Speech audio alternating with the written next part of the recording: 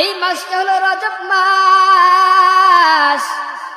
বলে এই মাসে আল্লাহর নবী মেরাজ করেছেন, আল্লাহর সাথে সাক্ষাৎ করেছেন। সুবহানাল্লাহ বলেন। প্রত্যেকটা নবীর একটা মেরাজ আছে। বলে আয়েব নবীর মেরাজ কেমন?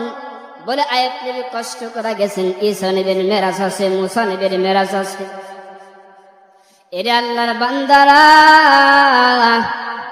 আমার নবীর একটা মেরাজ আছে। আমার নবীর মেরাজটা কেমন মেরাজ?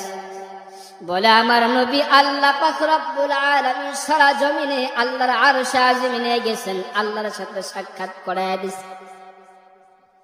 এর মুসলমান তাই নয়, আল্লাহর সাথে যখন আল্লাহর পয়গম্বর সাক্ষাৎ করবেন, মেরাজ করবেন, আল্লাহর নবী ঘুমায় আছেন। কিতাবের ভিতরে বর্ণনা করা হয় উম্মে হানির ঘরে অথবা হাতিমে কাবা দুইজন ফেরেশতা আগমন হয়।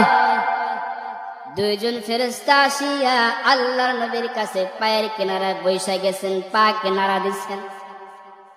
এরা আল্লাহর বান্দা, এখান থেকে একটা শিক্ষণীয় বিষয় হলো, যখন মানুষ ঘুমায়া থাকবেন কি করবেন?